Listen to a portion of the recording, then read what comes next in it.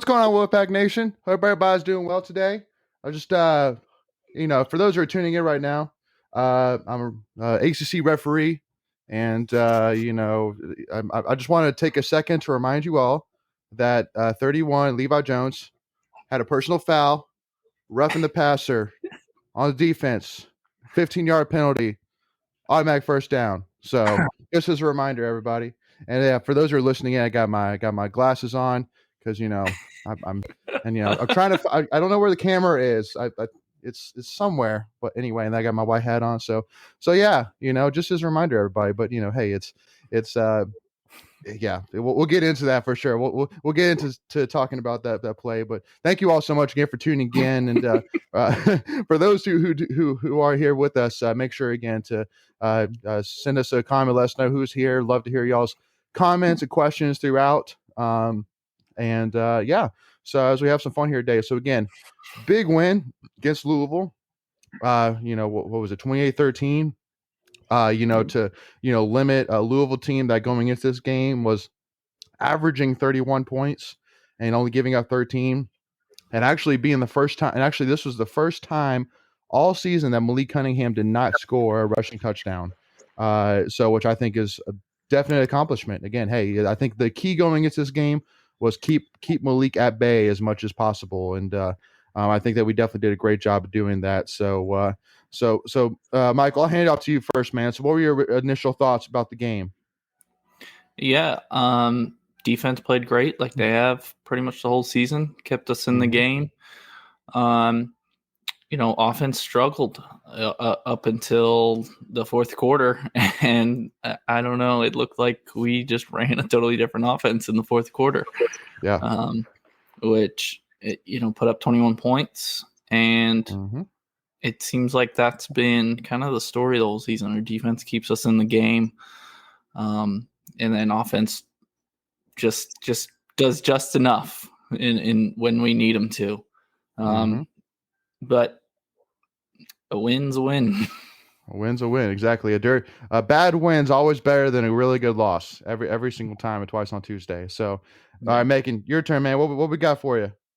Well, I was going to say we should have all come as the referees. We could have been put like a mouse face on. We could have been the three blind mice.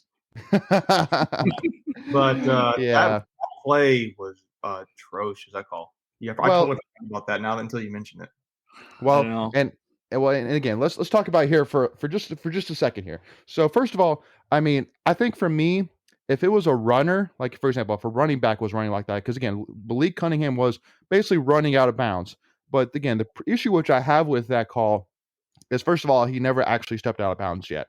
Second of all, he's a quarterback. So even though, he's running out of bounds, he could still make a play. He's a right-handed quarterback. He could still throw the ball and do damage against us. So, what if Levi Jones didn't do that and the ball off, and so again, what are you supposed to do there? Now, again, the second one, Tanner Engel, yes, that was a clear penalty, but he was just pissed off. But again, at the end of the day, that first one hurt us the most because again, it was like that was the end of the drive. Third and long, yeah. Exactly, and then it just gave them another breath of life. And so, again, I just, at the end of the day, luckily enough, it didn't hurt us. At the end of the day, we still won the game. But again, it could have been a game changer for sure. So yeah, I mean, yeah, I feel like we've addressed it. Now we can move on from that. It was terrible. Exactly. Should have come better prepared costumes to do three blind mice. So I just kind of look at Leighton in his ref costume the rest of the night. Yeah, yeah. It's like when I saw that, it made me think of the Michael Scott scene in The Office where he comes out. He's like, "Oh, I can't see," and he's got cross. Yeah. So, so I thought, again, you said, ugly win's always better than a pretty loss. Yes. And that's what I was summing up to me. I got to watch the I can't remember what it's called, the TV show that the football team does weekly to highlight the we'll talk about sports and something like that. It's basically they showed it this week, and they showed it at halftime, and that was pretty neat. Devin Leary getting in front of the offense and saying, like, look, all respect to the defense, this second half is going to be our half. He's like, we they've done enough for us now, and we have to help them out. I think it's what you saw. I thought the offense really, particularly Tim Beck, made some, again, really good adjustments. And the biggest one to me was Trent Penix. He was the spark this team needed. Oh, yeah. And I mean, I leaned over to Lindsay and I was like, sweetheart, like that's gonna make the difference the whole game. Just that, like, I remember thinking, like, why we can't move the ball. And I remember, like, on that one play, I thought that was gonna be a pitch pass. And I was like, yeah, are you kidding me? Oh, okay. So it was pretty sweet to see. I think Devin Leary is really coming along. Like, he's up there with I would say Brennan Armstrong and Howell and Hartman at Wake Forest. He's too early to tell, but Van Dyke's looked pretty good for Miami so far. Even though he lost to Carolina by like 3 points, he's looked pretty good for Miami. Yeah. So, but Leary's up there. He's on 21 touchdowns and 2 interceptions on the season, and he's halfway through. He's on pace to make close to 40 touchdowns. Everybody, that's what Sam Howell did last year. Everybody was like over the moon for Sam Howell. So he's on pace to do that. And I don't know, man. To me, the negative side is we are struggling running the ball, and I don't get that. I don't get that at all. And I think part of me wonders, is it the impact that Zavala had on that side of the ball? Is it got to do with the fact that maybe that Ekwonu is having to play as used to playing off of Zavala, and they're not running the ball as well? I mean, he was a starter. Well, but McMahon is on the side of Icky, because it's Icky, McMahon, Gibson, Zavala. They hadn't been, right? Wasn't it? It was always Zavala's on the right side. It was always McMahon and Icky. Our 2 veterans were on the left side. So. Okay, well then maybe I'm wrong there. I don't understand that. Even if it's like these little like the pitch pass, if we're doing more of that at the beginning of the games, those aren't running plays on paper, but they're running plays. I feel like we got to figure a way to mix those up, and I feel like you could hear in Dave Doran's weekly press conference where he acknowledged that, like, we have to get back to running the ball well. And so I have a feeling this week they're going to put a precedent on how do we get this run game going again. Because I'll tell you what, man, going into Florida State, I think this is going to set up playing Louisville before Florida State is going to be very helpful, because the mentality is going to be there of guarding a mobile quarterback. And I think they're different. And Dave Doran, again, said as much during his press conference. But it's just, I think it's going to maybe pay dividends for State, just the way that schedule played out for us. Now, Florida State's getting hot, but just taking the Louisville game, man, I thought that was a second half comeback, particularly fourth quarter comeback by the offense.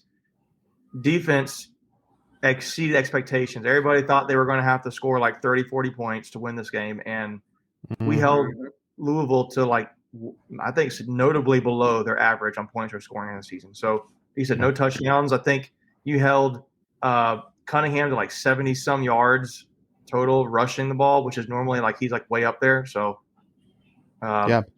76 yards rushing. Right. So I mean that's without 2 starting linebackers. So it's the critical position for playing against a quarterback like that. Yeah. I thought it was just a great game. Dave Doran said that was Drake Thomas's best game he's played at State. Oh, easily. He had 2.5 tackles for loss. I think 2 sacks, 13 tackles overall. Yeah, it's crazy. He had 15 total tackles, 7 solo tackles, 2 sacks, and 2.5 tackles for loss. Yeah, he was ACC linebacker of the week. So I mean, well deserved. Yeah, I mean, and again, I mean, you know, for guys like Levi Jones and Jalen Scott, you know, but specifically Levi Jones, who I think really showed, you know, because I mean, going into especially last season, going into last season, everybody was excited about him because, again, he was a former 4-star recruit to USC, Southern California, and transferred to NC State. So again, I mean, for him to be our 4th linebacker, I mean, you know, I think anybody would kill to have a linebacker like that as your 4th linebacker with that resume. So, you know, I mean, again, the biggest thing which I do really want to say about this game is after the game last week, a lot of State fans, you know, on Twitter I saw, you know, were just saying, you know, there's nothing special about this team. It's just the same old team, same old different day. Like, that's like, but again, a normal team, a normal NC State team over the years would not have won a game like last night. Where literally, I mean, there was times where I literally was like, God, we're going to lose this game. Like, our offense has nothing. Louisville has all the momentum. They're playing more physical than us. They're able to run the ball and pass the ball. Like, we're not going to win this game. And then for us to literally like flip a switch and be like, nope, we're taking over. And we took over that fourth quarter. We took over the fourth quarter. And great teams, again, find a way to win. I mean, I always look at the 2018 Clemson game, mostly because, going into that game, Clemson was a great program, and we knocked them right in the mouth early. We picked off the ball. We threw a long pass to Kelvin. And, and if a team, any ordinary program would probably have been like, man, like, that hurts. But again, what did they do? They found a way, they bounced back, and they found a way to win. So now we're kind of starting to do those things. We're starting to, again, we didn't play our best ball yesterday, or Saturday. Again, I'm not used to this being Monday. Yeah. We found a way to win. And so again, like, look at Liberty last year, look at Louisville, look at Clemson, look at, us crushing Boston College. Again, wins like that have not come over the years on a normal basis. So Boston College win, in my opinion, was the biggest game I could think of where it's like we would have normally lost that game. Louisville is probably right there with it. I thought the Boston College one was like the biggest. Like you felt coming out of you beat Clemson, you beat Louisiana Tech, you go on a bye week, and at that point we're thinking like, oh man, we have to beat Boston setting College. up, and we did. Yeah. Now it's kind of like, okay, you beat Louisville. You really are right there to get it now. It's like you just need to take care of Florida State, which you feel better about now that you've beaten Louisville because they're a similar type of offense. And I'm going to tell you what, I know I've said this to you guys, but Florida State is they're starting to get hot right now. They did just lose to Clemson, and I feel like that loss, hopefully for us, I hope it's an emotional, draining loss. But it's not going to be tough. This is going to be on the road at Tallahassee. Yeah. You got to go on the road to Wake Forest. We always seem to have struggles there. Syracuse is starting to come on a little bit. I know they're not great, but they're playing their best football they've played through the season right now. And then Carolina. Carolina lost Notre Dame, thank goodness, but they put up 30-some points in Notre Dame. They're going to be able to score. These are not going to be tough games. Easy games, I should say. Yeah. Well, and again, we'll kind of get into each of them, but I did want to point out, first of all, I want to say, Justin, thanks for the love on the costume. Hunter, the Mississippi State loss keeps looking better and better each day. The talent is there on this team. Yeah. Mississippi State is beaten now a number 12th ranked Kentucky, and then at the time, number 15 ranked Texas A&M at Texas A&M. So again, Mississippi State is no joke. So again, looking at, not necessarily comparing resumes here, but at the end of the day, between Mississippi State and Miami now, who just beat Pitt, we really have two good losses. I know you don't really like saying we have grading our losses per se, but I'm just saying at the end of the day, again, losses at the end of the day are only losses if you don't learn from them. And at the end of the day, again, we said this last week, if we don't, take Miami and bounce back from it, which we have so far, then it is what it is. But super impressive. And so the one thing which I did want to ask you though, Michael, and again, I'll hand this to you, Macon, though, is so, looking at the defense overall. So, the one issue which I'm kind of having is again, I know maybe with a mobile quarterback, this is kind of tough to really have because they're so elusive, but defensive line wise, I feel like that you have a lot of really good defensive linemen, and you maybe have a stud in like a Corey Durden who's been playing great ball for sure. But I don't know if I see a stud yet. I haven't seen somebody that just pops out yet.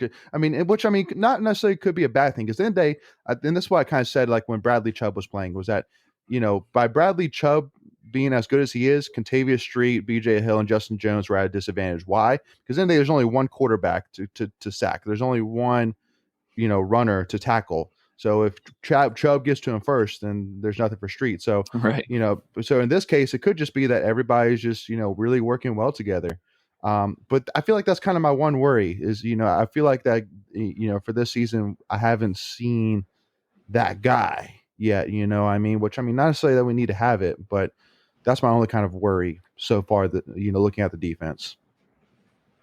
Yeah. I get what you're saying. I mean, it seems like if I had to pick one, it would be Corey Durden, a guy I think that we thought, or at least just from hearing his name more, I think Daniel Joseph, I think seems like we would have hearing his name more. I mean, he's not having a bad season. Obviously, the whole defense is playing well together, but it's just like, it really, to me, it's been Corey Durden. He's been on anchoring that defensive line. Yeah, I agree. Macon, do you have anything to add to that? I mean, I feel like you guys are maybe selling Savion Jackson a little short, man.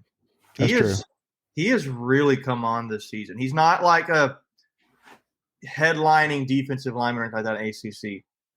Is he the second best defensive lineman on our team? Probably. Yeah. Either him or Daniel Joseph. It's one of those two. And I feel like Daniel Joseph had a big game. I can't remember who it was. Boston College. He had like 10 QB hurries or something like that, which is like crazy. Yeah. But when you think about what Savion's doing, I saw a lot of Savion the game. Like he wasn't.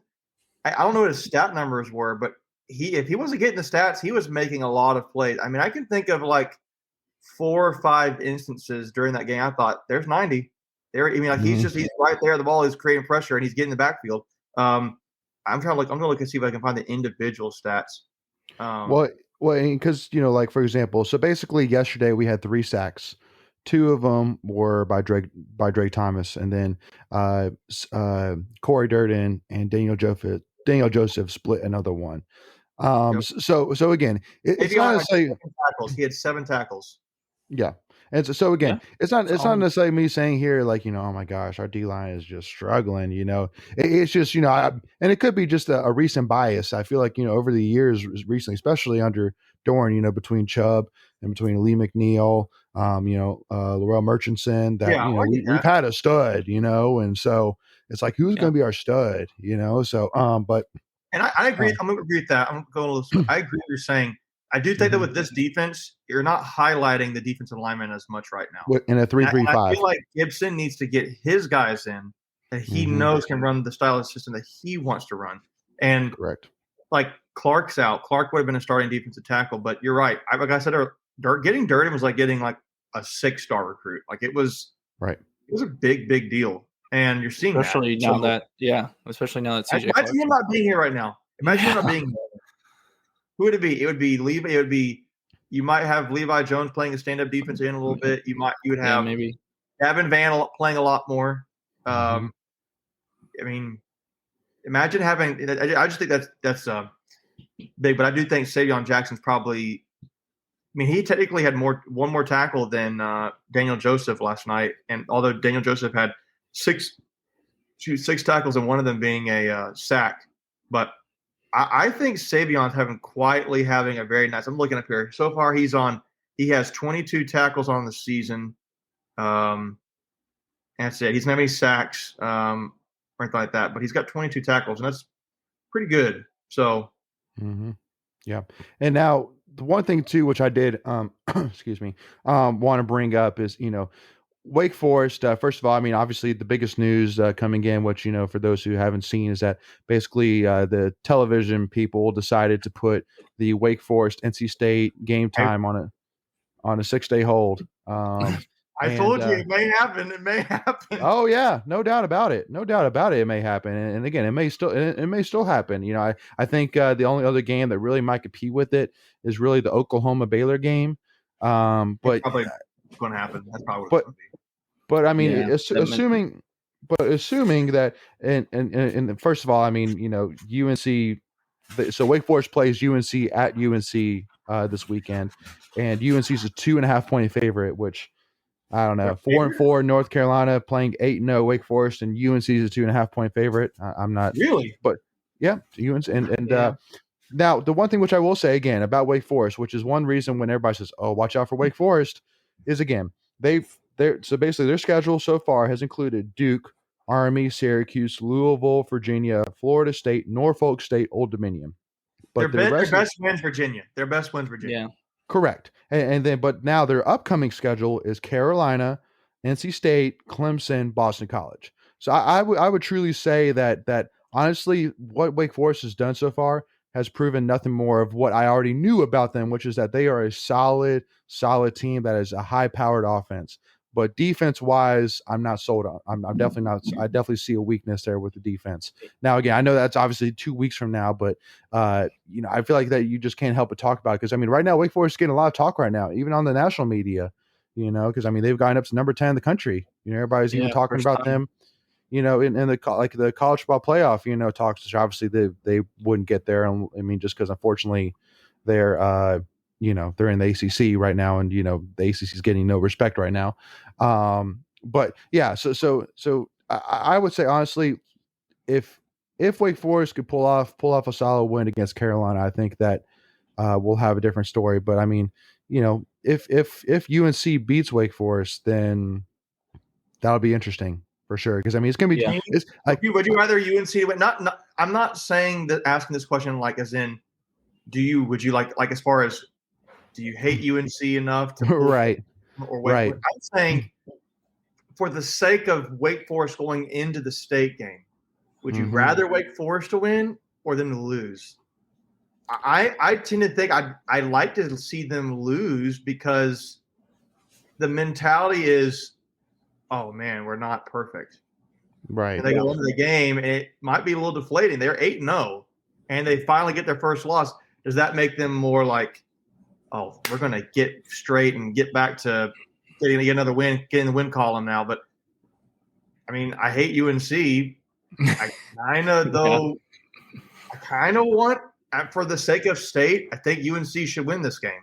But for the sake of the resume, it would help state to beat a 9-0 Wake Forest team. But the one thing which I will say is if UNC beats Wake, that means that pretty much whoever wins the Wake Forest game pretty much has a lock on the Atlantic title. Pretty much. Assuming that, unless we lose out, unless we lose 2 out of our last 3 or 2 out of our last 2 games. So basically, unless we lose to both Syracuse and Carolina, then we still wouldn't make it to the Atlantic title.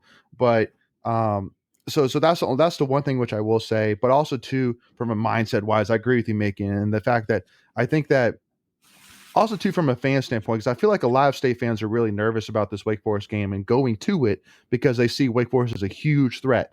So because I think that honestly a big key for that game really is going to be that state fans need to absolutely pack the house against Wake Forest. If you can go to the game, go to the game. I can't, but man, I would love to. It's a family obligation. My sister's getting married, so it's tough. Are you sure she can't move it? I'll be at the wedding. I'll be like, you may know. And for those who are listening, and we're literally, for those who are listening in, literally, at the wedding, we're gonna be like looking at our phones, like, you may not kiss her. Oh yeah, that's all right. Hey, congratulations. You may not kiss her. Yes. But it'll be. I do think that we need. I think for the state fans, Carolina should. It would be beneficial for state to have Carolina get the win. That sounds disgusting coming out of my mouth. So I don't know. I kind of almost think the other way, because if Wake Forest is still 9-0, they're going to be even more heavy favorites than they probably still will be going in there. And I don't think one game is going to really make a difference in who's the better team, but I think in the mindset of everyone will be on Wake Forest. They'll still have that undefeated season. I just think it'll be more pressure on Wake Forest at 9-0 than 8-1, especially since the game is not a conference game. Too. They could be in the mindset though at that point being like, we're going to be 10-0. So like they could get that 10th win. Is that going to drive them more? Is that going to be like there's pressure for us to get 10-0, or is it? Yeah, it could work both ways. Pressure we've won so much, we're going to like walk into this state game and think we're going to get the. I don't know.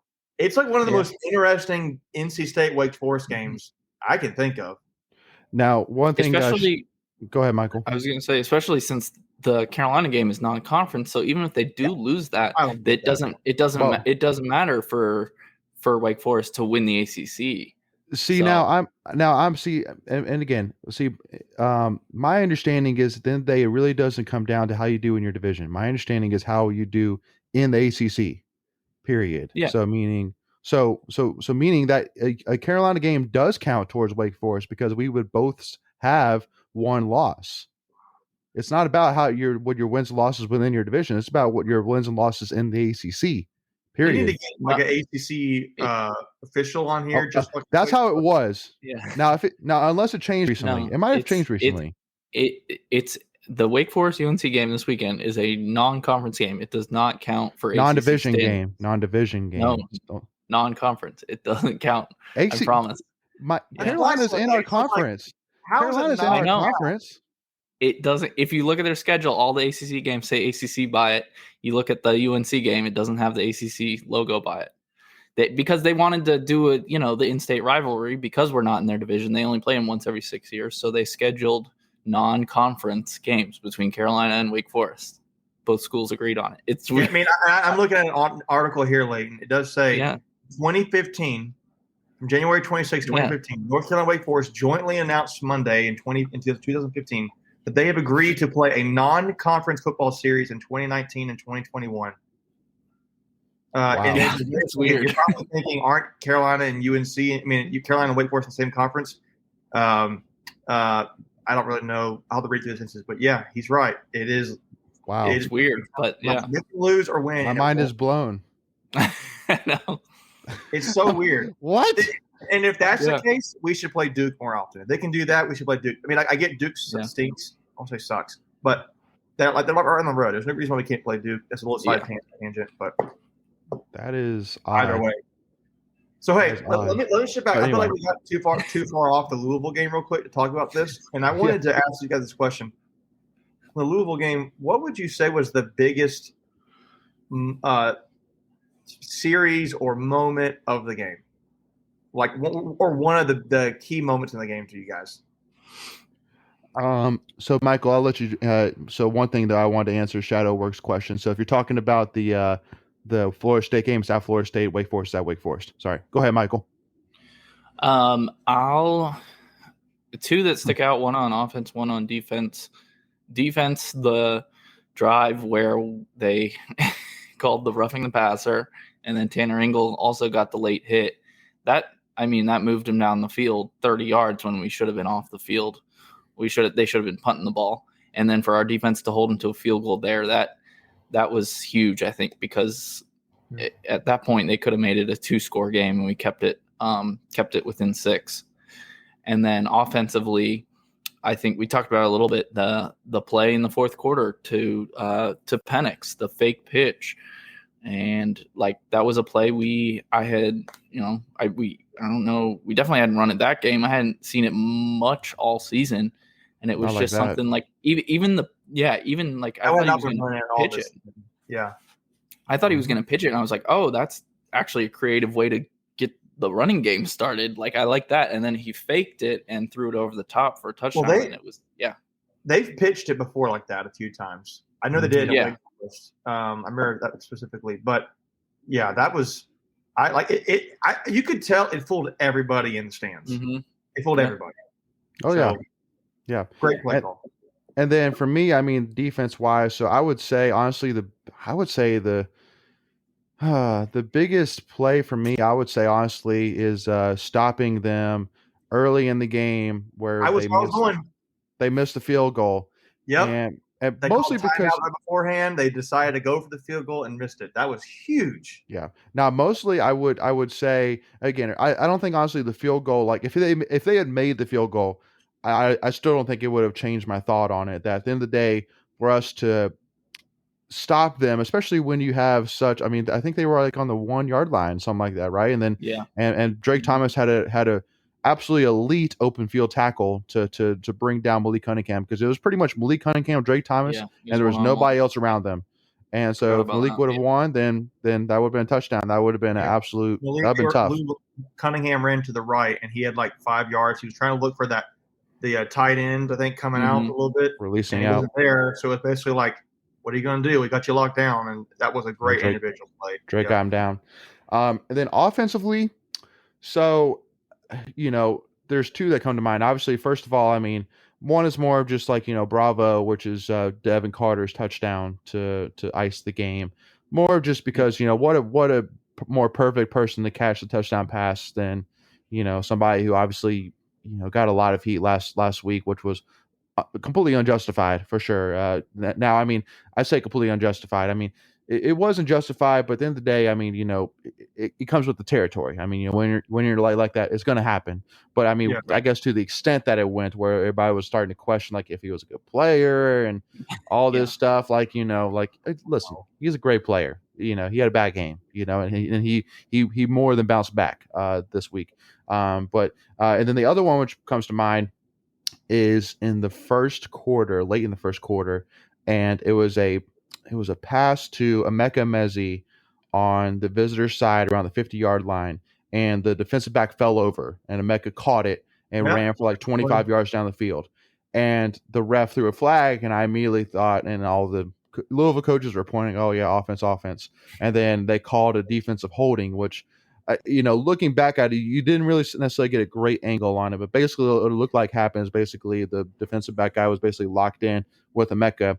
And then Emeka, since the guy was holding him, he basically pushed him off, caught the pass, and the defensive back went rolling. So basically, what the ref and the commentators basically agreed, saying, I mean, that's what you're taught to do. Is at the end of the day, you got to get separation. Then he initiated it by holding you.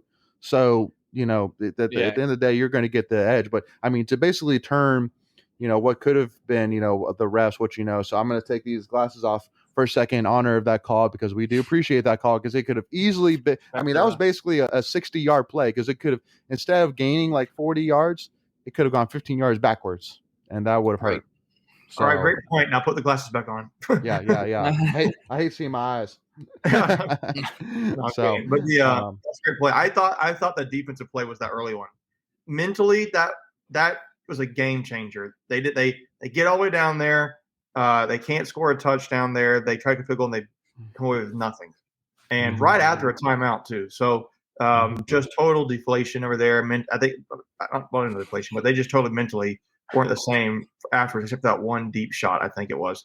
And now I'm making. Let me, if you don't mind, I want to ask a question before I forget it. So I'll let you answer first, Macon. So what were your thoughts on Doran going for it on fourth down on the first drive? Well, I forgot where was he out on the field? I forgot. Field goal range, 25, 30-yard line. I think he probably thought what everybody else did. I don't mind it. To me, it's your offense. You believe your offense is better than their defense. Yeah, it was 4th and 1. Was it a pass play or was it a run? No, it was a run play up the middle. Okay, kind of just a zone read. Yeah, and it was 4th and 1. I would have. I don't mind it. I mean, they. You kind of thought. I think everybody thought you're going to have to score a lot of points this game. Maybe you don't really know how it's going to look, and I think he just knows that Louisville's quarterback is dynamic. He's going to have to get some points, and he's already this close opportunity. Just go ahead and stick it to him in the first drive. Get them in there, get in their heads a little bit. I don't mind it. It's just, it just they didn't get the first down, but it was like, oh well. And I think that play kind of deflated the NC State bench, but also the fans a little bit, because you're kind of like, well, that's yeah. I didn't think but I was like, all right, here we go, and kind of think, well, that's a bummer. So that's how I kind of felt about it, at least. And I don't know, I didn't mind it. I thought I was fine with the call.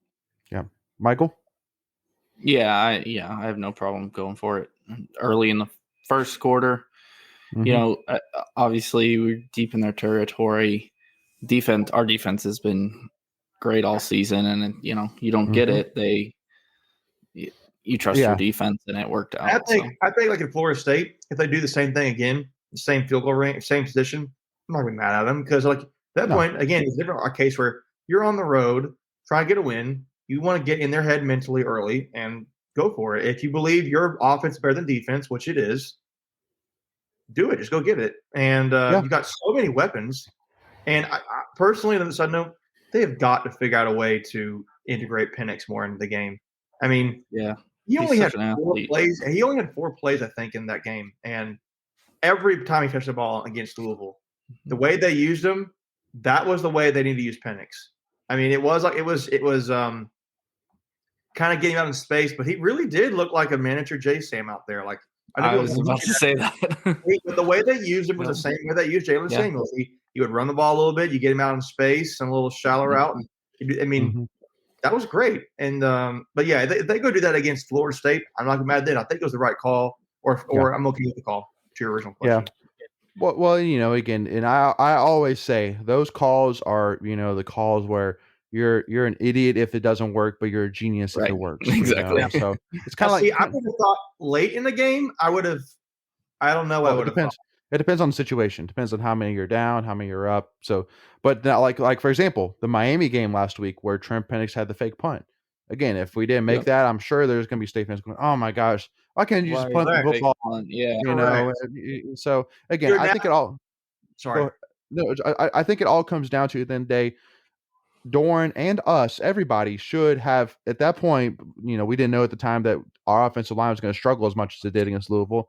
But at the time, I mean, we truly had a lot of confidence in our offensive line. We still do. But I'm just saying, like, at the time, we felt like, hey, it's 1 yard, it's mano y mano, like, we're going to man up and get this first down.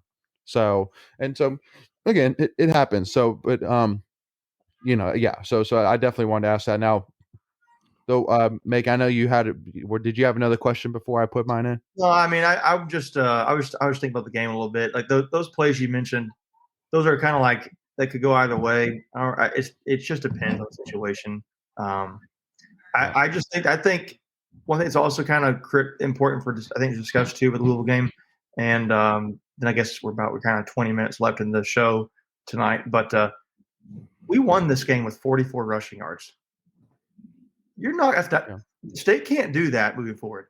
Like, no, I get, and I totally get to a degree that Devin Leary's having a great season. He's been dynamic a lot of times, like not as far as taking care of the football and accuracy, making the right reads, making the right plays, throwing it away when he needs to throw it away, scrambling when he needs to scramble, doing just enough in his own run game to make those plays to keep the drive alive. But State cannot, like, they can't just rely on the pass, right? On the pass all the time. I mean, I get that. Right. If a team's committing to stopping you on and I feel like I've said something, if a team's committing to stopping on defense, it puts more pressure on you to be accurate and successful in the passing game. They have got to find a way to get the run game going again. They've got to find, and I think the way they adjusted against Boston College was the way to run the ball. And I get what making that game, I scores 33-7. Of course, you like the way they played that game. But I mean, they did like a drive or two, the way like a very vanilla off running the ball, and it didn't work. Then they started getting Ricky Person and Zonovan Knight kind of running off the sides, like you got to snap the ball, Ricky's running out, and they kind of throw it over there to him. Again, I'm not talking about the pitch play. They like literally throws it to him. That's not a running play, but it's a running play. It's not going to be on paper running play, but it might as well be. And then the next play, they pitch it off over here. Or, I mean, I would love to see more plays where you have Ricky and Bam on the field. I mean, that would be like both sides of Devin Leary. You don't know which way they're going to go, and maybe have Penix out there a little bit. I mean, that would be very interesting. I know they're going to do that at some point because you're kind of getting late in the season. And I feel like maybe they're saving some plays for Wake Forest. I kind of feel like maybe they're doing that a little bit, but maybe. Maybe I can see it. They're not going to win many games with 44 rushing yards. They're going to have to figure out a way to get a minimum 80, 100 rushing yards a game. Well, now, I mean, one thing which I will say though against that though is, I mean, it could have been last night, or again, I keep saying last night, that Saturday night that Louisville went into that game and said, we are going to plug up the middle, we are going to stop the run at all costs. And so if that's the case, I mean, there might be times where defense focuses on that, and if they do, then okay, we'll pass on you. Again, that's the beautiful thing about having an offense that we're confident running the ball and confident passing the ball is that if the defense says we're going to shut down the run, okay, we'll pass it on you, but if they shut down the pass, then okay, we'll run it on you. And so, I think it's a combination last night of probably that we weren't doing our best on the offensive line wise. We weren't able to make holes and push back the line of scrimmage, but also too, obviously there was between Penix and Zonovan and Bam didn't have their best games, but also too that I think that Louisville honestly wins that game from what I could see and clogging up the middle. But again, I completely agree with you. At the end of the day, whatever issues that we're having right now in the run game need to get figured out, which, it could be a Zavala, but I refuse to believe that one offensive line is going to. Bad idea of me, because you're right. I mean, it's not just one guy. They got to step up just what the linebackers are. But yeah, Ball's a great player. I think he's really underrated right now. And which, by the way, did you know he could? I think he has 1, maybe 2 more years potentially of eligibility left. Who's even this? Even though he's a graduate. Yeah, yeah, I think he has another year he can play. So, we'll take it. Iggy's going to go pro, but Zavala come out to be big. Side note, but that's just a random thing I heard the other day. Yeah. Now, but one thing, yes, we do need to run the ball more, but it's good to see that we're not just one dimensional. Like Louisville, we're not down UNC. the run, and we just they shut down the run, and Devin Leary just passes on him. So I mean. Right. It is better, and you need to, against tougher competition, you definitely need to be able to run the ball. But but again, I mean, it's hey, found a way to win by throwing the ball, and hey, so be it. We'll take it. And so we'll see. Hey, maybe Florida State, it may force us to run the ball. We'll see. But I did want to answer Hunter's question, and then I had a question to myself as well. So Hunter Smith asked, if NC State wins out, Wake Forest only loses to us, who wins the division? So the one thing I did want to ask, was our Miami game an ACC game? Yes. Okay. We didn't agree. We didn't agree to terms with Miami ahead of time that it's a non-conference game. Okay, so see, that's dumb. But so we have one ACC loss, and even if Wake Forest loses to Carolina, then they still don't have any losses. So which means that if we beat Wake Forest, we each have one loss, and if we win out, we go to the Atlantic because we have the head-to-head tiebreaker. So, Hunter Smith, answer your question. Won't they have more ACC conference wins though? No, we should not have total. the same amount. The idea is that we should both have. If we win out, we should have. You're right, because we'd have the one conference loss. They would have the one conference loss to us, and that would be the tiebreaker. That'd be a tiebreaker, exactly. So we would go. Yeah, you're right. So Hunter's right. So yeah, Hunter. So if in that situation, State would go through Atlantic, but would you rather State beat Wake or UNC this year? Wake. I mean, as a State fan, you actually go, I would no UNC. The answer is Wake Forest this year, guys. Wake.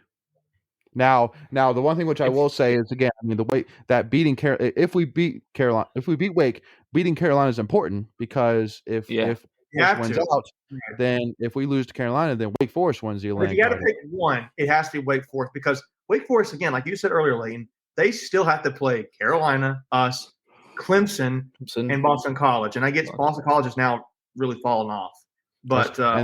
And that's true, Hunter, too. I mean, that's one thing to point out is, again, I mean, who's to say that maybe we won't be the only loss? I mean, Wake still has to play. If I'm not mistaken, it's at Clemson.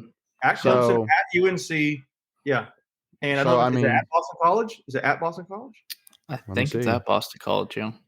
Let me see. Yeah, but basically, if we it's at Boston College. At Boston College. 3 out of the 4 next games are road games. So that's what I'm saying. I mean, it could possibly be that we could head into the Carolina game. The situation could be that we could go into the Carolina game with the Atlantic Division title already in hand, but also could in another situation too, which I want to bring up is so Carolina lost to Notre Dame, so they're 4-4, and they have to play Wake, Pitt, Wofford, and us.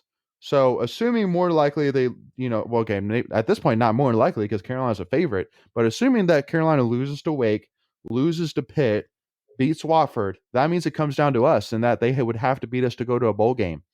So how interesting would that be? Revel in that. I mean, State's going to get up. Carolina's going to get up. Rivalry, for everything out the window. It doesn't matter how bad you are, good you are. But it's going to be some interesting dynamics. In Carolina, are they out of it in the Coastal? Would you say? No, I think the only two that are out of it are Georgia Tech and Duke. Okay. Funny. Yeah. Carolina's close to being out of it. They're close. Now, so let me say it. So Miami, Virginia Tech, and UVA have 2 losses. Pitt has 1 loss. Carolina has 3 losses. So Carolina's way behind, but there still is a road. They need a lot of help. There's still a lot of They're 2 games behind what you're saying. But it is interesting again that as you know, as down as people were on Miami, they're still in it. They're still 100% in the fight. I mean, Van Dyke, he's backed up his talk. I hate it. Yeah. But it was I mean, I meant to send a text to you guys that earlier before we played them. Said Miami may be better with Van Dyke because Derek King, they were depending on him so much and he was so inconsistent. And now they have like a consistent quarterback and he's actually making really good plays. I think he was like like one of the top quarterbacks commits when he came to Miami in the first place. So, who do you think is going to come out of the Coastal? I mean, I would say Pitt still. Yeah, I'd have to look at Virginia played yet? Did Virginia play who? Pitt. Have they played each other yet? Not yet. I'd probably say the winner of that game. That will be the game of the Coastal. That'll be the Coastal game. Yeah, so Pitt has to play Duke. Then Pitt plays Carolina, Virginia, Syracuse. So I think it's going to come down to that Pitt. At home? Is it at Virginia or at Pitt? At Pitt. Yeah. And Brendan Armstrong's throwing the ball like lights out. He's set the school record already. 8 games in. What's the coach's name there? Ronka Mendenhall. He basically said, like, screw it, we're not running the ball, just throw the ball. Yeah. I mean, he's got 3,200 yards. Right. Well, but again, so UVA. So you guys used to watch SpongeBob, I'm sure. So you remember the scene where it was. Oh, okay. So what was it? The giant pink bullworm episode where SpongeBob so SpongeBob stands there and goes to Sandy and goes, "All right, Sandy, if you're gonna get past me, you have to go through me." And then Sandy just walks right through like as if it's 2 swinging doors, and SpongeBob opens up like 2 swinging doors. That's UVA's defense right now. Okay, I mean UVA's defense has more holes than Swiss cheese. Okay, I mean watching that BYU game, like literally the running back and the quarterback both had career days, like almost school breaking days, both of them passing and running. So again, Virginia is out of it. Why? Because they have 0 defense. They have nothing on defense. Are they out of it? They're not out of it though. Well, I mean, technically they're not, but technically not out of it. But okay, so fine. So UV has to average 65 points a game in order to win and get out. Again, they have no defense. The thing is, they're doing it. It's like, oh yeah, well, you gotta do that kind of, but they're doing it. Right. So it's like until somebody stops them, they're doing it. I don't know. I think Pitt will end up winning because I agree. Like Pitt's too good. We saw one of their Virginia's losses was to Carolina, and Pitt has just as with Kenny Pickett, they have just as good of an offense there. So yeah. Well, and again, there's only been one ACC game this year where Virginia's allowed less than 28 points, and that was against Duke. So, but they gave up 59 to Carolina, they gave up 37 to Wake, 28 to Miami, 33 to Louisville. They gave up 40 to Georgia Tech, and then I mean, this past one was 66 to BYU. Holy smokes! So so again, with a team like Pitt, where I mean they have now not a Heisman contender in Kenny Pickett, but I mean they have a solid defense. There's no doubt about it. They have a solid defense. So and again, I truly do think that Pitt. Again, at the end of the day, maybe the Miami loss might be that fire to them. Who knows? We'll see. Yeah. But I mean, because Pickett still played a heck of a game, and they lost, but they played a heck of a game. So, I guess kind of wrap it up. So to kind of finish off about FSU, I think that for me that FSU, I think honestly this is a make or break moment. The rest of the season is a make or break for them. That I mean, looking at their schedule, so I'm sorry, I'm trying to pull it up. My phone froze. So Florida State has to play us, Miami, Boston College, and Florida. Right now, they're 3-5, and so so they got 4 games left. So Florida. I mean, obviously Florida is not looking too great right now. So again, it's Florida will still kill them. When you say that, we said that about Pitt, and we said that about Pitt too. Yeah. I don't. My thing is though, I don't really know what we're watching with Miami right now. It's like, no. Okay, are they legit? Yeah, I mean, I think they're legit. I think they're legit. They're Michigan. They're I think it's 5. Miami is 5 points away from being 6-2 right now. They lost by 3 to Miami, and then they lost by 2 to somebody else. They lost to Carolina. They lost to Carolina by 3 points. So, sorry, that's what I meant. 3 points. So they to me, people forget Miami was considered a top 10 team coming into this year, and they just lost a quarterback, and they just got now another really good quarterback. So it's like might be better. They might be better with him right now than they will be with Derek King. Not to hate on Derek King, but he's just been hurt. So it's like now they got something consistent they can count on and build around. Yeah. I mean, now it's not shocking. It shouldn't be that shocking. No. Now the one thing which I will say about FSU, which is the exact same thing I said about Boston College, is at the end of the day, Boston College and Florida State both share one thing, which is that they both have young head coaches, and so and they're both building up the programs right now. Because I feel like FSU has not taken one step forward yet. They're still working their way to the first rung of the ladder, and so for me, I say, again, the Clemson effect is 100% a real thing. It has been proven year after year after year that losing to Clemson, and specifically losing a tough game against Clemson, where, I mean, because again, Boston College, I feel like that game was a little different because Boston College truly should have beaten Clemson, but they didn't. But Florida State, I would say that was honestly, it was barely, I would almost barely call it a football game. It was both teams did not play well, but just Clemson, then they made the plays they needed to at the end to make to win the game.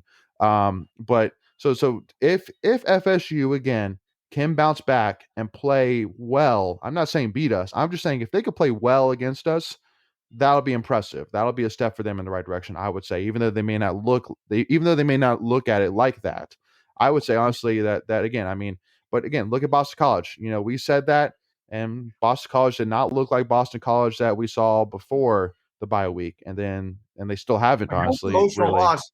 The score was 30-20 Clemson, but it was a lot closer than that. That touchdown was like a late, like a last minute fourth quarter score. Last second, yeah. Yeah, on a lateral. They fumbled the laterals. Florida State's going to be deflated after that. I mean, and you got to think about this too. This is kind of a small thing, but we talked about this. I'm going to watch for Corey Durden this upcoming week. He's going back to Florida State, who he played against. He's going off. Yep. And he knows he's got buddies on there. I mean, I get Cyrus Fagan. He came from Florida State. He did. So he's not playing. So I think this defense is going to take it personally that everybody's counting them out right now. And again, I think State fans should fairly and rightfully so temper their expectations a little bit with this defense. But after you saw what you saw at Louisville, I mean, it's hard. Like, well, do I need to? But I still think you kind of do a little bit. I don't think yeah, they still put up 430 yards. I mean, in the red zone, we stopped them, but they still had a lot of yards. Yeah. So, I mean, and I will say a lot of that was off a big chunk of that was one play.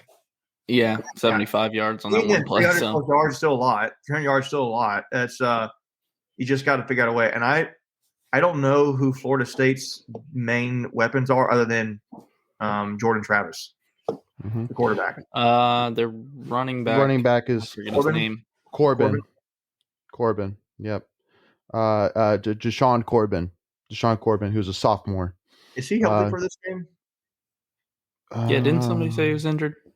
I think I did, but I might be mistaken. I thought I heard somewhere that he one of the running backs kind of got a little dinged up. Maybe I'm wrong. Might be. But one thing which I will go ahead and say is, so right now State is opened up as a 3.5 point favorite. It's gone down to 3-point favorite. I saw that.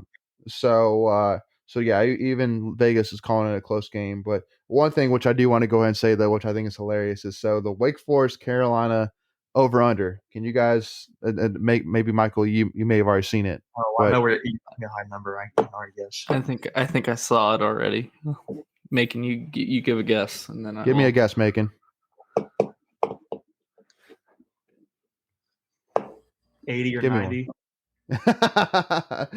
Close. 76.5 points. I mean, you can think about 80 or 90. Would it be unrealistic to see a 45-35 score? No. Listen. I think the highest. Again, the BYU game was that at halftime. So well, that's what I'm saying. That's what I'm saying. Yeah. It was 45-42 at halftime, Wolfpack Nation. Again, the BYU Virginia game was 45-42 at halftime. Crazy. Halftime. Holy smokes! So yeah, it doesn't surprise me. It's just going to be who can get defense. More stops. Yep. Really, who can get the stops and or who can take care of the ball. I don't know how they rank as far as turning the ball over, but Hunter Smith's 95. That's about right. Yeah. So basically, Hunter's going to smash the over is what I'm hearing. I think. But yeah, and then I mean, obviously, looking ahead to one game is going to be interesting as well is going to be the Louisville Clemson game. I think that's going to be an interesting game as well because at Louisville, Louisville's got a tough schedule, man. They got to play Kentucky.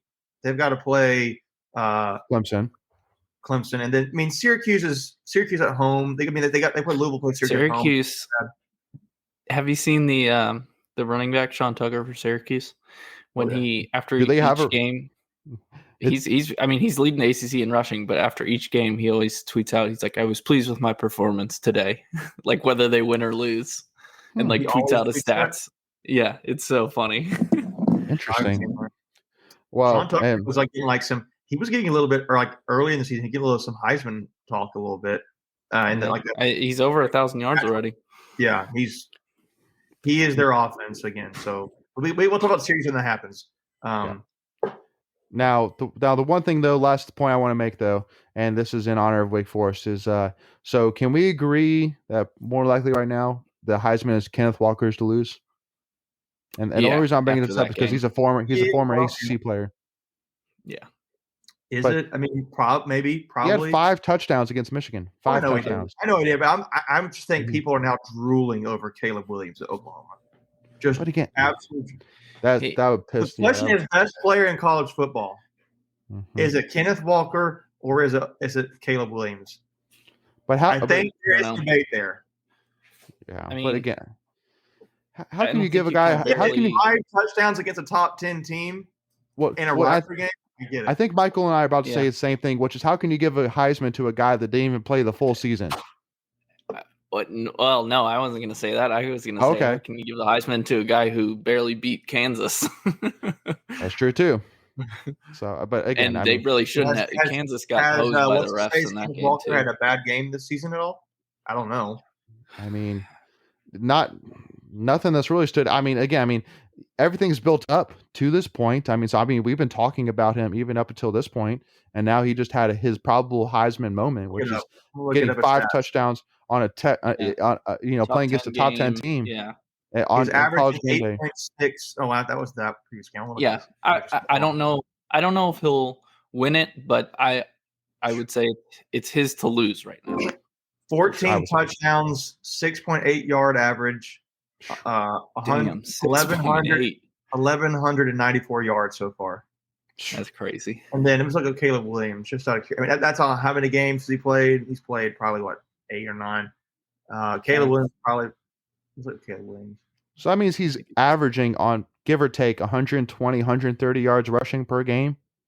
Yeah, on 6.8 yards a carry. That's crazy. Yeah, that's ridiculous. Okay, but here's the thing, though, dude. Let me look here. How many games has Caleb Williams played? 4. Okay, in 4 games, then, if that's the case, in 4 games, do you know what his stats are? A lot, I'm sure. Yeah, 1,189. Again, he's a quarterback. He's going to have high yards. But in 4 games, he's got 1,189 yards, 14 touchdowns, and 1 interception. Yeah, but that's really good. But I also want to look. I also want to look at who did they play during those 4 games. All right, they clearly have played Texas, which is not. But Texas gets up for a rivalry game again. It doesn't matter. They played Kansas. They played TCU. Yep, they've played Texas Tech. Texas Tech, TCU, Kansas, and Texas. Texas, TCU, Texas Tech, and Kansas. Which not great defense, I would say. No. So I would say they play Baylor this week. So I would say honestly, right now I don't have any like Caleb is not in my talk, but I mean if he has a big game against Baylor and if they have a big win against Baylor, I might talk about him a little bit. Go ahead, Michael. Hey, did you know Caleb Williams from DC? That's interesting. Yeah, I was just gonna say that's next week. Oklahoma's on a bye this week. They play Baylor the week of. Yeah. That's right. Okay. But you're probably right. It probably is Kenneth Walker to lose. I would say right now, but again, I'm sure the media is going to keep Bryce Young in the talk as well. So, but we'll see. So thank you all so much again for tuning. I think it's been a fun conversation. We love doing these every single week. I know that today we did it because yesterday was Halloween, but starting again, we'll get back on Sundays, 7:30 p.m. So make sure to tune in with us next week as we break, which I'm sure will be an intense conversation because hopefully that we pull out a win against Florida State, man, that's going to set up a huge week coming up and absolutely probably. And you can go ahead. I'm sorry. Well, no, I'm just saying it would probably set up one of the biggest weeks, since the Clemson game for sure. Yeah. So I was going to say they can't look past Wake Forest, but I'll tell you what. Wake can't look past Carolina. They can a little bit because it won't matter, but yeah, apparently, which they know that. Would you rather take it easy a little bit against Carolina if you're Wake? No, absolutely not. Because right now, rivalry game, kind of. So yeah. Well, and the one thing which I will say as well is that if Wake loses to Carolina, there's no college game day, which I don't know if the NSA plays in their mind, but there's no way they're going to have college game day. Yeah. So, but again, I mean, hey, right now they're in the national talks, so they're easily in the talks for BCS Bowl right now. So, tell you what though, what happens if somebody on Wake's team gets injured? Heck, what happens if someone on our team gets injured? But Wake is pretty healthy right now. Well, it depends what we're talking about here. I mean, offensively, if you're Wake, we're going to talk about that. You would yeah. Hey, you mentioned Heisman. Could you give me the latest update on Sam Howell's Heisman candidacy? They took him off the board. Oh, yeah. Really? That's the media. Well, that's the media's fault, right? Well, and by the way, too, what was the media thinking making Carolina only a 3-point underdog? That's the media putting the expectations way too high. That Mac Brown cannot keep up to those expectations of being only a 3-point underdog at Notre Dame. So anyway, so thank you all so much again for tuning in. Please make sure again if you are watching us on YouTube, make sure to please hit that subscribe button. It's free to do and really helps support us in the channel. Please give this video a like. Check out all of our great state content. We just did a preview on men's basketball. We got an exciting preview coming up. Again, this is Monday. We got a 2-part episode coming up this week on a sport which I won't ruin it. But let's put it away. We got an exciting guest tuning in with that sport, so make sure to tune in and give us a follow at Tuffy Talk Now on Twitter, Instagram, and Macon give me a finger, which means he has 1 point. So go ahead, Macon. Basketball season is upon us. Yes, it is. November. Preview. Yep. Exhibition games going on right now. State's up 62-44. Well, thank goodness for that. Well, anyways, basketball is here. I hear you, Macon. You got. I know. I just love basketball. Basketball is here. Yes, sir. So awesome. Well, thank you all so much again for tuning in. As always, go Pack, y'all. We'll see y'all next week. On the camera.